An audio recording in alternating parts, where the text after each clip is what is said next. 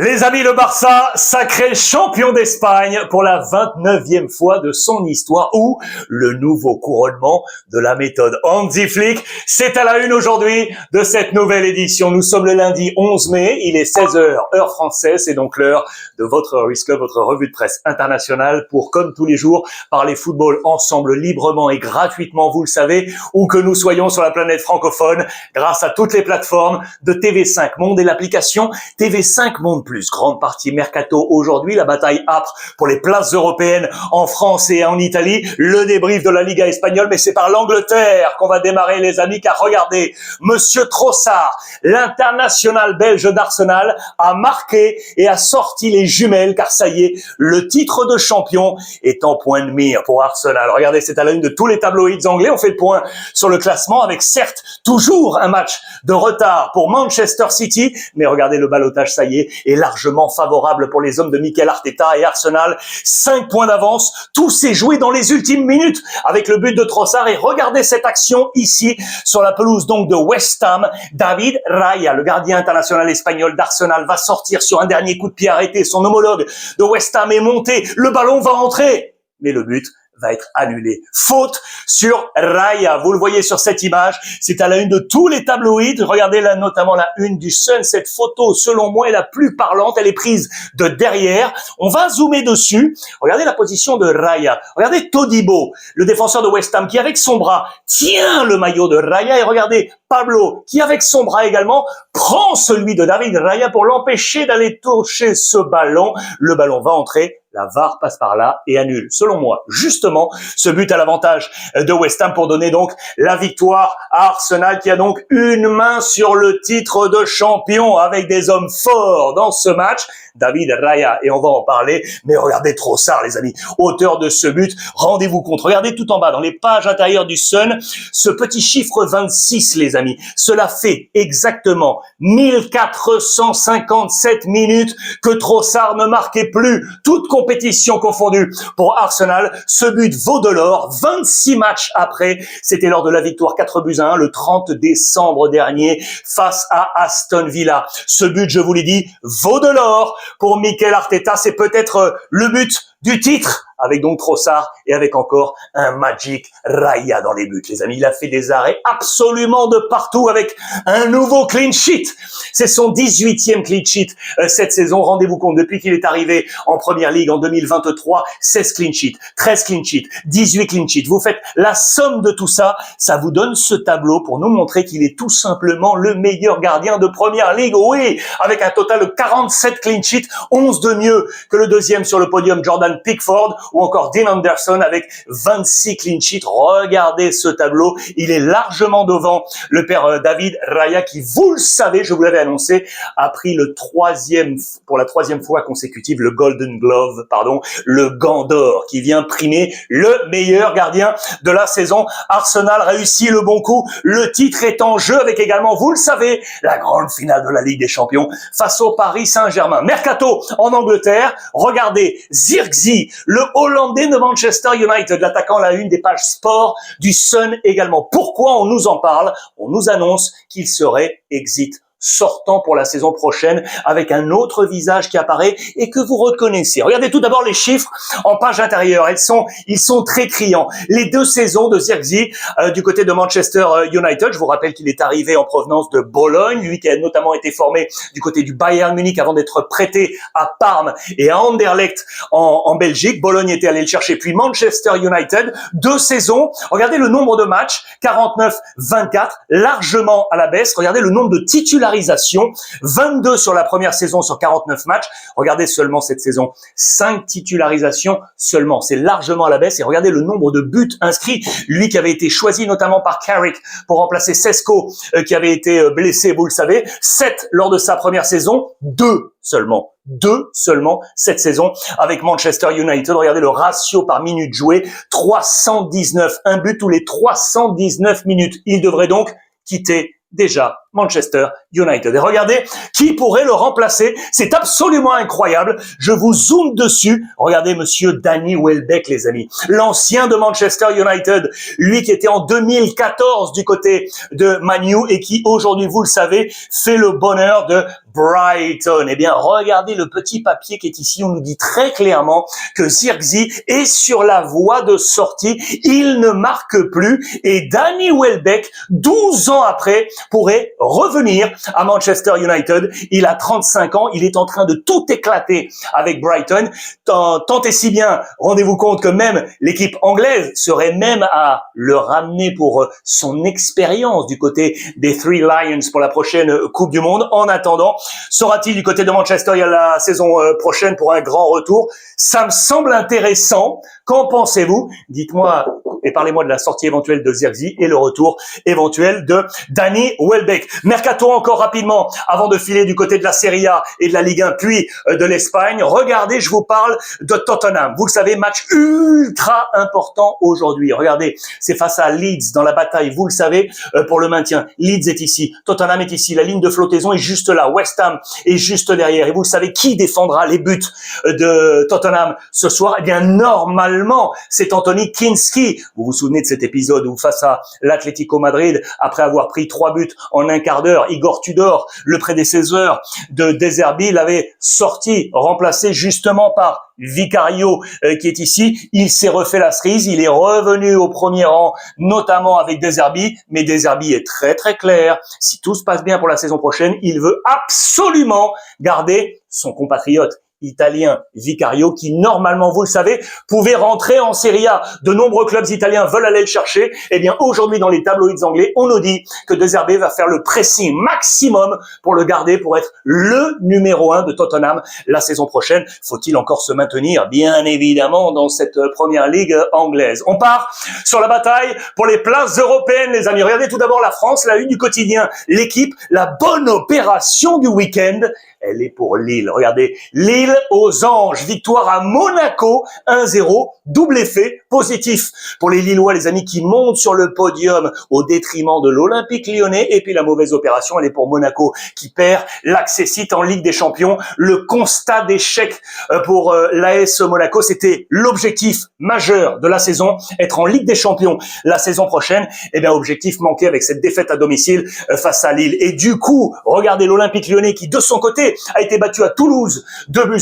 La chute au pire moment. Je reviens pour vous montrer le classement qui est ici. Regardez, je vais zoomer dessus. Regardez, on va en parler du Paris Saint-Germain et du Racing Club de Lens. Mais regardez les places ensuite pour la Ligue des Champions. L'accessible direct est ici, donc avec Lille qui passe devant l'Olympique Lyonnais. Regardez également la position de Rennes et de l'Olympique de Marseille. Je reviens là-dessus pour vous montrer que Rennes, là aussi, réalise la bonne opération. Ça s'est joué en 1 minute, 75e, 76e, alors que Rennes était mené 1-0 sur sa pelouse par le Paris FC. Ils vont entrer en jeu, le meilleur buteur, Le Paul et Brel Mbolo, les 2 buts taillés pour l'Europe. Rennes pourrait donc jouer en Europe pour la saison prochaine. Et donc, vous l'aurez compris sur le classement, il y a encore un espoir pour l'Olympique de Marseille, les amis. Encore un espoir. Regardez, c'est à la une de La Provence, le quotidien régional de ce matin. L'OM bat le Havre. Une victoire et de l'espoir. Les pages intérieures sport. Revoilà l'Olympique de Mason. Très bon éditorial signé Alexandre Jacquin, le chef du service des sports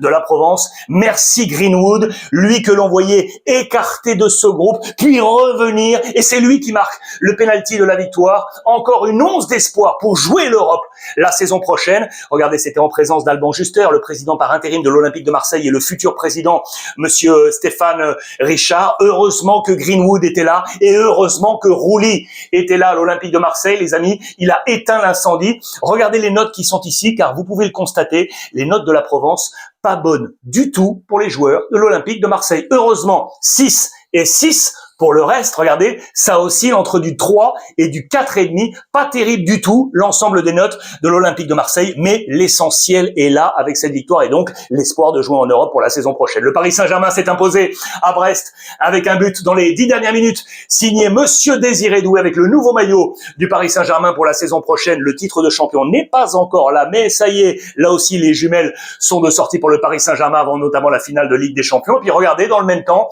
les Parisiennes, elles, Asvel se sont inclinés en finale de la Coupe de France face à l'Olympique Lyonnais. Les Lyonnais se sont imposés 4-1. Très bonne performance pour les Lyonnaises au meilleur moment avant les demi-finales de championnat à jouer face à Nantes et avant la grande finale de Ligue des Champions féminine face au FC Barcelone. Bravo aux Lyonnaises et à suivre pour le Paris Saint-Germain. La bataille pour les places européennes en Italie, les amis. Puis on file au Barça et au Real Madrid dans quelques petites secondes. Regardez les 3 titres du jour. Le cauchemar de l'AC Milan avec Adrien Rabiot. Ici, la bonne affaire, elle est pour l'AS Rome de Malen, l'ultra performant attaquant, et pour la Juventus de Turin qui passe devant l'AC Milan avec au passage Mercato. Regardez Spalletti qui le dit haut et fort et clair. La fumée blanche pour DV9, c'est Monsieur Vlahovic. Spalletti veut absolument voir rester Vlahovic. C'est lui qui a marqué le but de la victoire ultra important pour la Juve de ce week-end qui, regardez donc, passe devant Milan pour les accès cycliques des champions, et surtout que Milan maintenant est menacé par l'AS Rome et pas comme les 2 bonnes opérations du week-end, vous allez comprendre. En attendant, le mercato est ici. Spalletti veut garder, vous l'aurez compris, Vlahovic. Qui pour aller le chercher? Je vous avais dit que Milan, le Bayern et Barcelone étaient ultra intéressés. Lui qui était arrivé à la Fiorentina pour 70 millions d'euros, son salaire actuel est monté en puissance pour atteindre 12 millions d'euros. L'offre de la Juve aujourd'hui est moitié moins, 6 plus bonus. Va-t-il accepter de rester dans ces conditions? On est en pleine négociation avec le papa Vlahovic. C'est lui, l'agent qui est là pour rester éventuellement sous les ordres de Spalletti. Affaire à suivre. Le naufrage de Milan, vous l'aurez compris, passé au classement. Regardez, défaite sur la pelouse à domicile face à l'Atalanta Bergame, 3-2, tous les visages blêmes. Et regardez, je vous zoome une nouvelle fois sur ce classement. Regardez la situation, il reste 2 matchs. Il reste 2 matchs pour l'AC Milan pour repasser devant la Juve, le Genoa et Cagliari, alors que la Juve affrontera la Fiorentina et le derby face au Torino. Plus la menace de Rome et de Côme, les amis, parce que les 2 équipes sont en pleine bourre. Milan en difficulté, notamment sur le plan offensif. Vous le savez, Léao devrait quitter Milan en fin de saison. Il plonge dans les profondeurs. Très mauvaise note pour lui. C'est ici avec un 4/10. La moins bonne note, elle est pour Loftus-Cheek. La meilleure, elle est pour Nkunku. C'est à noter car c'est assez rare. Il prend ses responsabilités, c'est Max Allegri. Attention à la position du coach de Milan pour la saison prochaine. Je vous avais dit qu'il était en possibilité de prendre la squadra azzurra à la succession de Gennaro Gattuso. Si cela se passe mal encore à Milan, il y a eu du rififi avec les supporters, peut-être, je dis bien peut-être, que Max Allegri, que l'on voyait rester, pourrait sortir et rejoindre éventuellement la sélection italienne. Rome fait donc l'une des bonnes opérations. Ça s'est joué là aussi à l'ultime minute, les amis. À l'ultime minute du temps additionnel. Ça a été complètement fou. Avec encore Malen, encore lui qui est arrivé au mercato hivernal, qui est en train de réussir la performance historique. Il fait mieux depuis que le mercato hivernal est instauré, notamment en Italie au tout début des années 2000, eh bien celui qui avait le record de la meilleure recrue offensive du mercato hivernal, c'était Balotelli avec l'AC Milan. Eh bien aujourd'hui, Malen fait mieux que Balotelli. C'est complètement fou. Victoire 3-2 avec un but à la 101e minute pour Malen. Bonne opération également pour Côme qui s'impose à Vérone 1-0 pour enfiler le t-shirt de l'Europe. L'Europe est là, assurée, ça y est, pour Côme, avec une très très belle opération. Regardez le classement des buteurs où Malen est justement là à la 2e place avec Thuram de l'Inter avec 13 buts inscrits, mais également, on n'en parle pas beaucoup, avec Douvikas. C'est le buteur de Côme qui a offert cette victoire à Vérone 1-0. 4 buts d'écart avec le meilleur buteur de la Serie A, Monsieur Lautaro Martinez de l'Inter, avec 17 buts marqués. On file en Espagne avec donc ce 29e titre pour le Barça, les amis. À sens unique, victoire dans le Classico 2-0 face au Real Madrid. Une fête historique, la une de Sport et de Mundo Deportivo avec le capitaine Araujo qui brandit ce trophée Marca et As. Un titre sans rival, c'est très très clair pour désigner la saison blanche du Real Madrid. Un titre pour l'histoire, vous le voyez, avec ici donc le couronnement une nouvelle fois de la méthode Hansi Flick. Regardez, c'est dans les pages intérieures de Marca. Je vous montre déjà les notes offertes par le quotidien espagnol. Regardez tous les zéros du côté du Real Madrid pour Trent, pour Rudiger, Garcia, Camavinga et les attaquants Bellingham, Vinicius ou encore Gonzalo. Regardez les meilleures notes du côté du Barça avec notamment évidemment. Eric Garcia, 3 sur 3. Pedri, 3 sur 3. Et les 3 sur 3 pour le coach Hansi Flick. Je voulais vous montrer comment le Barça avait démarré ce match. C'est ici ultra intéressant, une nouvelle fois, de voir le choix de Hansi Flick. Rashford, les amis. Rashford a commencé et en plus à droite. Ça, c'est ultra intéressant et il a été ultra bon. Il a marqué une nouvelle fois. Très bon choix. Ferran Torres choisi à la place de Lewandowski. Cette semaine, Pini Zahavi était à Barcelone pour discuter avec le Barça de l'éventuelle prolongation de contrat. On veut le garder en forme, bien évidemment, l'international polonais. Et on a trouvé l'alternance. Ferran était titulaire à juste titre et à juste choix, j'allais dire, pardon, de la part d'Hansi Flick. Auteur d'un doublé, voici comment le Barça a terminé ce match. On a offert du temps de jeu et notamment, c'est la grande information, le grand retour de Rafinha. Enfin Rafinha de retour. Il avait soif et faim de but. Regardez les notes dans le quotidien Sport, elles sont très très belles. Elles oscillent entre un 7 et les 9 pour Ferran et pour Hansi Flick, pour les joueurs du FC Barcelone. Et puis regardez comment le Real Madrid a commencé ce match, les amis. Je voulais vous faire un petit focus là-dessus, parce que regardez, ni Carreras, ni Mastantuono, ni Huysen, les trois recrues du Real Madrid, pour un total quasiment de 160 millions d'euros, aucun des trois titulaires. Huysen était annoncé ici à la place de Asensio, mais au dernier moment, virus grippal noté lors du voyage, séance d'échauffement, de préparation avant le match, il a dit out et au dernier moment, Asensio a été titularisé. Les trois recrues du Real Madrid laissées sur le banc. Il va falloir s'interroger bien évidemment sur le plan du Real Madrid pour la saison prochaine. Voici donc comment le Real a commencé ce match. C'était Vinicius, le capitaine de la rencontre, qui a eu de sales notes d'ailleurs dans l'ensemble de la presse. Je voulais vous montrer ça parce que c'était une journée tellement particulière. Regardez cette image entre Hansi Flick et le président Laporta. Quelques heures avant le match, les amis, Hansi Flick a perdu son papa. Il a perdu son père, il voulait garder ça secret, ça a fuité malheureusement et il en a été très touché. Et puis ce jour aura été d'une particularité unique pour lui, entre la tristesse de la disparition de son papa et ce titre de champion avec le président Laporta. Regardez le défilé qui va donc se préparer aujourd'hui du côté de Barcelone. C'est un nouveau titre pour la famille, c'est bien choisi, la famille Barça autour de Hansi Flick.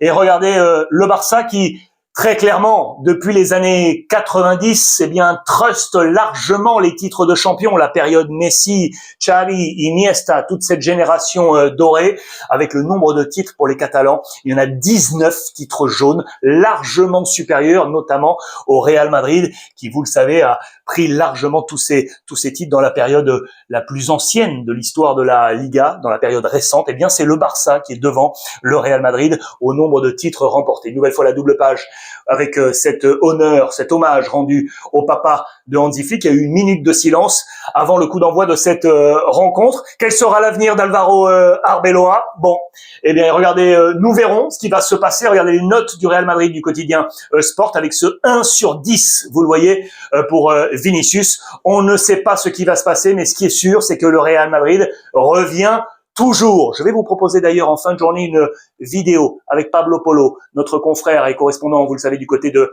Marca, spécialiste du Real Madrid. Il va nous parler notamment de la piste José Mourinho. En fin de journée, je vous prépare ça, vidéo sur l'ensemble de mes plateformes sociales. Alvaro Arbeloa, regardez le petit dessin ici sous la plume de Cap. Vous en avez l'habitude dans le quotidien sportif catalan Mundo Deportivo. Regardez-le, Arbeloa au sol, écrasé par le trophée de la Liga du champion catalan. Et vous voyez avec une nouvelle fois ce cône sur la tête, ce cône de travaux. Je vous rappelle que c'est le surnom malheureux d'Alvaro Arbeloa que lui avait donné Gérard Piqué. Vous vous en souvenez, quand ils jouaient l'un contre l'autre, il disait tout simplement qu'il avait la valeur d'un cône, c'est-à-dire qu'il ne bougeait pas comme un cône qu'on place à l'entraînement et qu'on peut dribbler facilement. Quand il a été nommé entraîneur du Real Madrid, Piqué a envoyé sur les réseaux un desconocido. En espagnol, ça veut dire l'inconnu qui arrive sur le banc. Desconocido. Le cono au milieu, le cône qui est ici. Et du coup, regardez les supporters du Barça. Regardez dans les tribunes. Ils portaient sur la tête et Regardez, le cône pour se moquer, bien évidemment, d'Alvaro Arbeloa. Ça fait partie de cette grande histoire également du football. Dans le même temps, Kylian Mbappé, eh bien, n'était pas là pour ce match. Les deux numéros 10 étaient absents, Lamine Yamal et Kylian Mbappé. On attendait jusqu'au dernier moment et finalement, non. Et regardez, ça a amené également quelques grincements de dents par la presse espagnole. C'est le post de Kylian Mbappé sur Instagram avec ce « à la Madrid », sauf que ça a été posté alors qu'il y avait déjà 2-0 pour le Barça à 36e minute, en faveur des Catalans. Du coup de poing à cette défaite en Liga, avec cette Liga perdue, c'est la semaine tragique du Real Madrid, avec bien évidemment l'altercation entre Tchouaméni et Valverde un peu plus tôt, la gifle entre Rudiger et Carrera jusqu'à perdre ce titre de champion. La semaine noire et la saison blanche du Real Madrid. Je vous rappelle ici le classement, juste pour vous montrer une nouvelle fois la deuxième colonne avec l'état de forme des équipes sur les 5 derniers matchs avec le cumul des points. 5 sur 5 avec le 15 pour le FC Barcelone. Vous voyez que le Real Madrid n'a pris que 8 points sur 15 sur les 5 dernières journées. Attention à Kylian Mbappé, toujours effectivement meilleur buteur avec 24, mais Muriqi, regardez, le pointe ici avec, avec les 22 buts inscrits à 2 unités. Et il y a encore une chance pour Muriqi de dépasser éventuellement Kylian Mbappé. Le 11 de la semaine dans les colonnes de Marca avec logiquement aucun joueur du Real Madrid. 1, 2, 3, 4 joueurs du Barça avec Eric, Joan Cancelo, Pedri, Rashford et le coach Hansi Flick. Et puis pour terminer cette page aujourd'hui, regardez, dire bon anniversaire à monsieur Fermin qui fête aujourd'hui même en ce 11 ses 23 ans. Le Barça veut encore aller chercher les 100 points avec les 100 buts inscrits. 100 points, c'était le record, souvenez-vous, de Tito Villanova et de José Mourinho. C'est encore possible pour le Barça. Et regardez ça, c'est unique au monde. Le père Cancelo qui est champion avec 4 équipes dans 4 championnats différents, le Barça, le Bayern Munich, Manchester City et la Juventus. C'est unique pour monsieur Cancelo. Et enfin, regardez pour vous montrer ça, 18 matchs à domicile, 18 victoires. Que va-t-il se passer face au Betis Séville pour faire un record historique? Et ça, c'est ultra sympa. Regardez Luis Enrique, l'entraîneur du Paris Saint-Germain, après la victoire face à Brest, conférence de presse. Avant de partir, il demande, au fait, le résultat du Barça. On lui donne la victoire, il fait « Tomaya !» C'est son sang catalan, lui qui pourtant a porté, vous le savez, les couleurs du Real Madrid, son sang catalan par adoption, hein, lui qui a été, vous le savez, joueur et entraîneur du FC Barcelone. Il était content pour le Barça, champion d'Espagne. Ça, c'est très sympa. La dernière info à vous montrer, regardez la réussite également du président Laporta, les amis, qui sera de nouveau officiellement président à partir du 1er juillet, lui qui a été réélu. Je vous rappelle qu'il avait repris mandat depuis la saison 2020. Regardez la régénération de ce Barça depuis son retour à la présidence du Barça en 2020. Il était ici, c'était Ronald Koeman qui était le coach. Regardez en gris tous ces joueurs qui sont partis. Antoine Griezmann, Piqué, Messi, Busquets qui était ici, et en rouge, ceux qui sont toujours là. Ils ne sont plus que 3 avec Araujo, Pedri et Frenkie de Jong, alors que dans le même temps, regardez la comparaison avec le président Florentino Pérez, à même époque, 2020-2021, c'était Zinedine Zidane, c'était Benzema, c'était Casemiro, c'était Modric, c'était Kroos, Marcelo, encore Sergio Ramos avec Raphaël Varane. Eh bien regardez, depuis 8 joueurs, eux, sont toujours là, avec Lunin, avec Courtois, avec Ferland Mendy, avec Vinicius, Valverde, Rodrigo Militao, encore Carvajal. La grande régénération du Barça avec réussite. Le Real Madrid va devoir trouver impérativement le nouveau plan pour la nouvelle saison. La dernière image avant de vous quitter, elle est ici, une nouvelle fois pour saluer la méthode Hansi Flick portée par ses joueurs qui, quelques heures avant, venaient de perdre son papa le titre de champion. Et là, bien entendu, n'oubliez pas de télécharger l'application TV5 Monde, les amis, pour revoir tous les replays de votre Ruiz Club et profiter de tous les reportages proposés par l'ensemble des rédactions de la planète TV5 Monde. Voilà les amis pour ce point complet. N'oubliez pas de vous abonner à toutes les plateformes. Il ne reste plus qu'à vous embrasser. Rendez-vous demain, même heure, même endroit, 16h, heure française. Profitez des vôtres.